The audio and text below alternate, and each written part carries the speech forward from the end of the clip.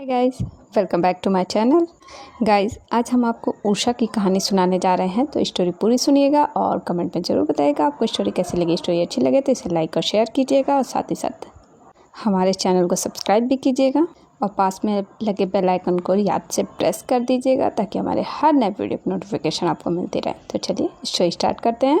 उषा की पिछली कहानी में उषा ने अपने बेटे के स्कूल से आई हुई कंप्लेंट पर उसे पनिशमेंट ना देते हुए तोहफे के तौर पर उसका खतना करवाया था।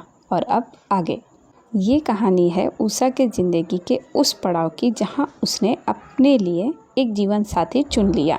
उषा एक सिंगल मदर थी जो अपने बेटे अमर को पालने के लिए जी जान से मेहनत किया करती थी। और वो जिस पैकिंग फैक्ट्री में काम करती थी वहाँ उसकी मुलाकात उस इंसान से हुई जिस पर उसका दिल आ गया। नसरीन के गांव से अमर का खतना करके आने के बाद उषा के दिमाग में अमर के हेल्थ को लेकर जो परेशानी चल रही थी वो निकल गई थी। और अमर भी अपने स्कूल में ठीक से पढ़ रहा था, यानी जैसे तैसे ज़िंदगी कट रही थी। उषा की फैक्ट्री में एक नए मैनेजर का अपॉइंटमेंट हुआ जिसका नाम सचिन था। सचिन पढ़ा लिखा और बेंगलोर का रहने वाला था। नौकरी के तलाश में सचिन बेंगलोर से मुंबई आया था और मुंबई में उसका कोई भी करीबी नहीं था, जिस वजह से सचिन दोपहर के खाने के लिए बाहर से टिफ़िन मंगाया करता था। सचिन दिखने में अच्छा था और उसके अंडर काम करने वाले सभी की बहुत इज्जत किया करता था और जहाँ ज़रूरत होती थी वो सभी को हेल्प किया करता था। लेकिन कुछ दिनों बाद सचिन की तबीयत बाहर के खाने की वजह से बिगड़ने लगी। जब उषा और नसरीन को पता चला कि सचिन की तबीयत खराब चल रही है, तब उषा ने सचिन को पूछा, क्या हुआ सर, आजकल आप छुट्टियां कर रहे हैं, सब ठीक तो है?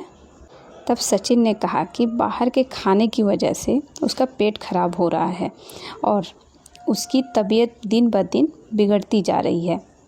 सचिन को पहली नज़र में ही उषा ने पसंद कर लिया था। सचिन की हर बात को वो गौर से सुना करती और जब वो आगे चलता तो उषा उसे गौर से देखा करती थी। और जब उषा को पता चला कि सचिन अपने घर से दूर है और उस वजह से बेचारे को घर का खाना नहीं मिल रहा है, तो उषा और जिसकी वजह से उसकी तबीयत बिगड़ती जा रही है, तब उषा ने मन बना लिया कि वो सचिन के लिए टिफ़िन अपने घर से बना के ले जाएगी, चाहे उसे पसंद आए या ना आए।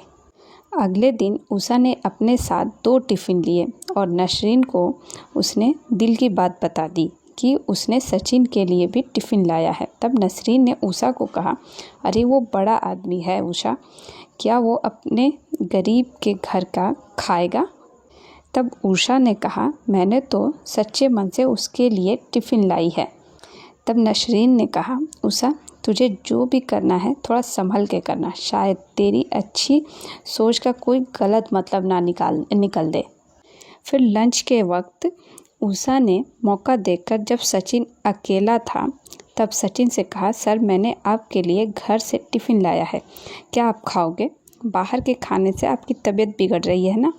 उस पर जवाब में सचिन पहले तो चुप रहा, फिर उसने उषा से कहा, थैंक यू उषा जी, इस मुंबई में कोई तो मिला जो मेरे लिए अच्छा सोच रहा है। और ये कहते हुए उसने उषा के हाथ से टिफ़िन ली और कहा कि मुझे उसके कितने पैसे देने होंगे। पैसों की बात सुनते ही उषा को बुरा लगा और उसकी आंखें भर आईं और उसने सचिन से कहा कि सर ये मैंने पैसे के लिए नहीं किया, सर बस मेरे दिल ने मुझे कहा कि आप एक अच्छे इंसान हो और मुझे आपके लिए कुछ करना है। फिर उषा को इमोशनल होता देख सचिन भी थोड़ा इमोशनल हुआ और उसी वक्त दोनों में एक अटैचमेंट हो गया। टिफ़िन खाने के बाद सचिन ने कहा, खाना तो बहुत ही लाजवाब था, क्या बात है, आपके हाथ में तो जादू है। फिर आगे सचिन और उषा के बीच दोस्ती का रिलेशन बन गया और उसी बहाने दोनों एक दूसरे के बारे में जानने लगे। फिर एक दिन सचिन ने उषा को कहा कि तुम तो मेरे लिए रोज़ खाना बना कर लाती हो, चलो इस सैलरी के बाद मैं तुम्हें ट्रीट देता हूँ। हम दोनों कहीं बाहर चलते हैं खाने के लिए। तब उषा ने उसे हाँ कह दिया और दोनों किसी न किसी बहाने एक दूसरे से बाहर मिलते रहे और कुछ दिनों बाद दोस्ती की जगह प्यार ने ले ली। सचिन और उषा के मिलने जुलने में दोनों ने एक दूसरे को अच्छे से समझ लिया और सचिन को ये पता था कि उषा एक सिंगल मदर है और उसके दिल में उषा के लिए प्यार जाग गया था। इसीलिए वो उसे किसी भी हाल में अपने से दूर नहीं करना चाहता था। फिर एक दिन उषा और नसरीन फैक्ट्री में काम कर रही थी। तब सचिन उनके पास आया और बोला कि शाम को छुट्टी होने के बाद क्या हम तीनों चाय पीने चलेंगे। तब जवाब में उषा और नसरीन सचिन को पूछा, क्या हुआ, क्या बात है, अचानक से आपने चाय का प्लान बनाया। तब सचिन ने दोनों से कहा कि मुझे आज तुमसे बहुत ज़रूरी बात करनी है, तो प्लीज़ आप दोनों थोड़ा टाइम देना। तब नसरीन ने बीच में कहा कि आप दोनों के बीच मेरा क्या काम है सर। फिर जवाब में सचिन ने कहा, आज हम जो बात करने वाले हैं उसमें आपका होना सच में मेरे लिए और उषा के लिए ज़रूरी है, तो चलिए हम लोग शाम को मिलते हैं। ये कहते हुए सचिन चला गया। शाम को जब तीनों एक कैफ़े में मिले तब सचिन ने नसरीन को कहा कि मैंने उषा के साथ ज़िंदगी बिताने का फ़ैसला किया है और उषा, मैं आज नसरीन के सामने तुम्हारी रजामंदी जानना चाहता हूँ। सचिन के मुंह से ये बात सुनकर उषा तो बहुत खुश हुई और उसने सचिन को तुरंत हाँ कह दिया।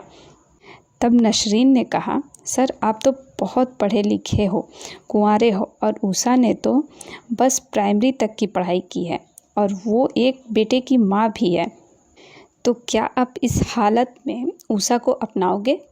तब सचिन ने नसरीन को जवाब में कहा, मेरे पेरेंट्स तो बचपन में ही गुजर गए हैं और उसकी परवरिश उसके किसी दूर के रिश्तेदार ने की है, जहाँ पे उसे कभी अपनापन नहीं मिला।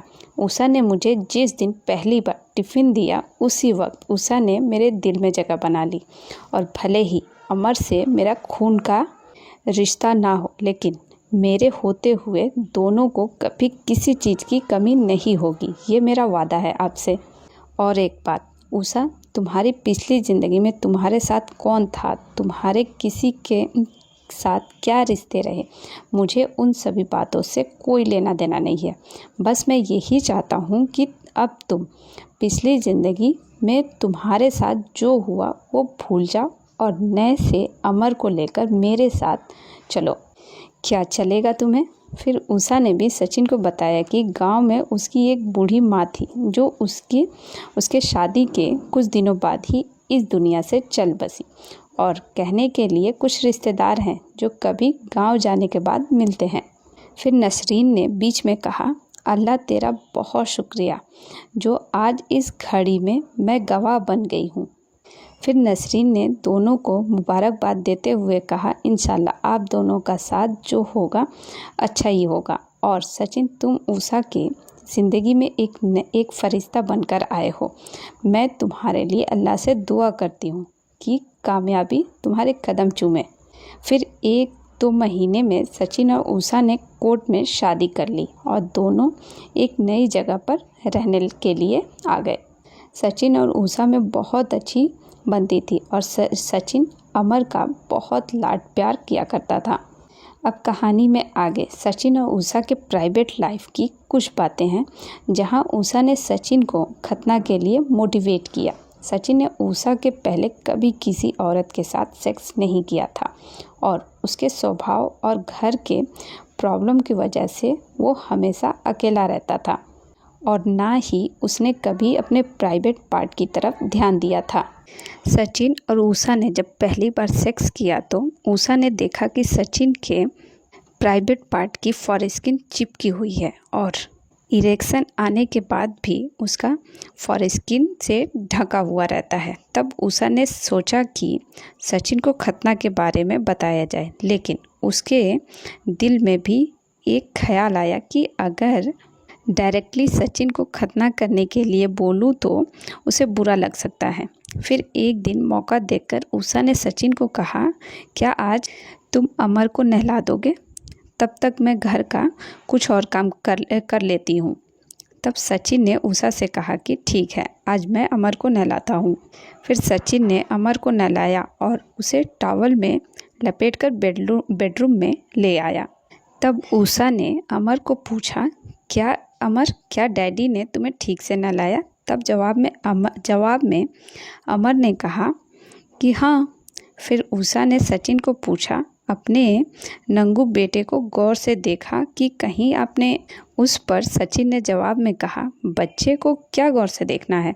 फिर उषा ने सचिन के करीब आकर आहिस्ते से सचिन के कान में कहा, अरे उसकी नूनी तो देखो, क्या तुम्हें उसकी नूनी आगे से गोल गोल और कुछ अलग नहीं लग रही है क्या?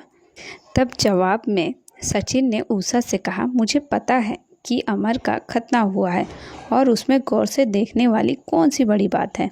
अच्छा है ना जो अमर का खतना हुआ है। खतना तो हेल्थ के लिए हमेशा अच्छा ही होता है। फिर उस रात जब दोनों इंटीमेट हो रहे थे तब उषा ने सचिन से कहा, एक बात पूछूं, सुबह वाली अमर की नूनी वाली बात तुम्हें बुरी तो नहीं लगी ना? तब जवाब में सचिन ने कहा, उसमें बुरी लगने वाली क्या बात है उषा? मुझे ऐसा लगता है कि तुम मुझसे कुछ कहना चाह रही हो लेकिन कह नहीं पा रही हो। बताओ तुम्हारे दिल में क्या बात है? तब उषा ने सचिन से कहा, देखो जी, ये तुम्हारी प्राइवेट पार्ट की चमड़ी हमेशा आगे चिपकी हुई रहती है और हम दोनों के सेक्स करने के बाद शायद तुम ठीक से अपने प्राइवेट पार्ट की सफाई नहीं कर पाते हो, तो बस तुम्हारी फिक्र होती है, इसीलिए तुम्हें बताया। तब जवाब में सचिन ने उषा से कहा, उषा, मेरा खतना तो बचपन में ही होना था, लेकिन मेरे ऐसे हालात थे कि मेरा ख्याल रखने वाला कोई नहीं था और मेरी पढ़ाई और ज़िंदगी के भाग दौड़ में मैं कभी खुद के लिए समय ही नहीं निकाल पाया। तो आगे तुम्हारे दिल में क्या है ये बताओ मुझे। तब उषा ने कहा, बुरा ना मानो तो अपना खतना करवा लो ताकि तुम्हें आगे कोई तकलीफ़ ना हो। उस पर सचिन ने उषा को कहा कि तुमने तो मेरे दिल की बात की, लेकिन मैं अमर को फॉलो करना चाहता हूँ। मेरा और अमर का खतना एक जैसा ही होना चाहिए। तब उषा ने हंसते हुए कहा, उसका खतना आज से 2 साल पहले नसरीन के गांव में देसी तरीके से हुआ था। क्या तुम सबके सामने नाई के सामने नंगे बैठोगे तब खतना करवाने के लिए? उषा की इस बात पर दोनों हंसने लगे। फिर कुछ दिनों में ही सचिन ने अपने फैमिली डॉक्टर की सलाह से हाई एंड टाइट तरीके से अपना खतना करवा लिया और जख्म ठीक होने के बाद उषा और सचिन दोबारा अपनी प्राइवेट लाइफ एंजॉय करने लगे।